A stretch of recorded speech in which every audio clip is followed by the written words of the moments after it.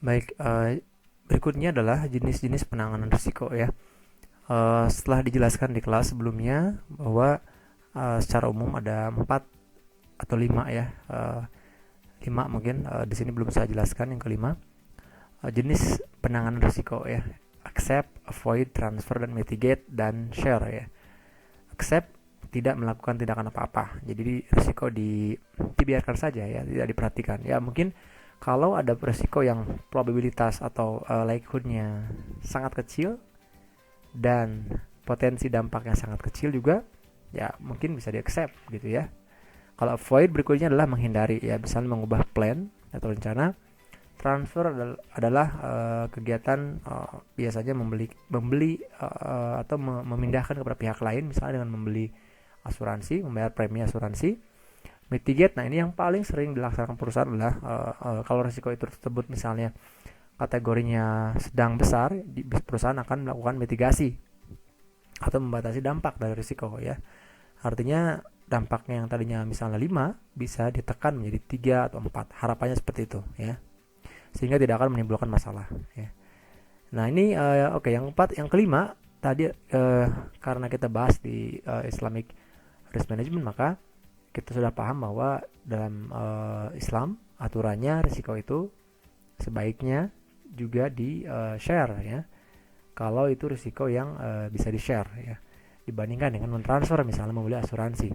Nah, asuransi syariah yang kita udah pernah bahas di kelas juga itu merupakan bagian dari uh, instrumen untuk melakukan share risiko ya, bukan murni transfer risiko seperti yang ada dalam asuransi konvensional. Berikutnya ada contoh kasus di salah satu dinas kebakaran di kota di Jawa Barat, yang mana saya ambil dari salah satu dokumennya. Di sini dalam slide ini ada satu bidang ya. Jadi dinas itu memiliki beberapa bidang dan saya ambil satu bidang di sini, yaitu bidang sarana prasarana. Nah, misal bidang ini ya, satu bidang di dinas kebakaran ini menghadapi 3 risiko ya, risiko yang akan dihadapi. Misalnya yang pertama, mereka bilang belum semua kelurahan di kota tersebut ya memperoleh sarana prasarana pengamanan dan penanggulangan bencana. Risiko kedua, keterbatasan alokasi dana untuk operasional kegiatan pemadaman dan penyelamatan. Risiko ketiga adalah keterbatasan petugas teknisi bengkel.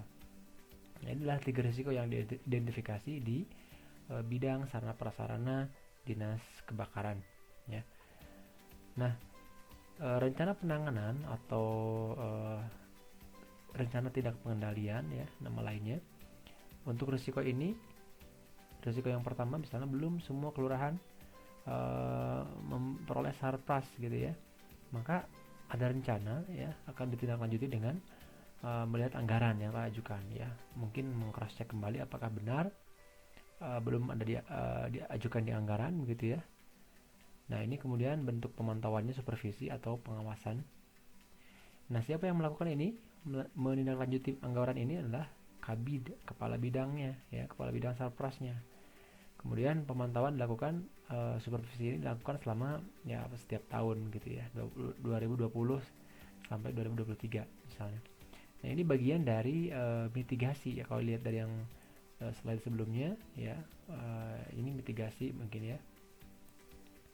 Risiko kedua misalnya tadi keterbatasan alokasi untuk operasional kegiatan, maka penanganan gimana? Nah, tambah anggaran operasionalnya, ya. Siapa juga yang melakukan? Kabid juga, supervisi juga, bentuknya tahunnya setiap tahun mungkin ya. Nah, yang ketiga, risiko yang ketiga misalnya keterbatasan petugas teknisi bengkel. Nah, setelah diidentifikasi, maka dilakukan penanganan, yaitu penambahan SDM dan penyesuaian remunerasi untuk teknisi ya, mungkin supaya ada SDM yang minat untuk kemudian mengambil pekerjaan sebagai teknisi bengkel ya. Nah, ini juga sama dilakukan bentuknya supervisi pemantauannya dan dilakukan oleh Kabid Sarpras pada setiap tahun. Nah, ini bentuk dari penanganan risiko serta pemantauan.